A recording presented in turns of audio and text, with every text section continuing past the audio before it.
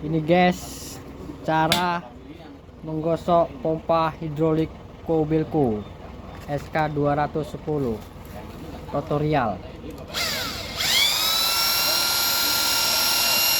Caranya bisa ditiru.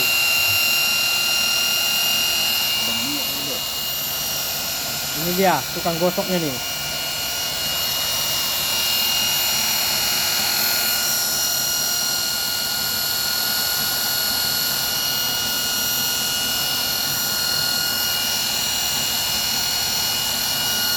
Oh, nekan dari atas ya, apa dah?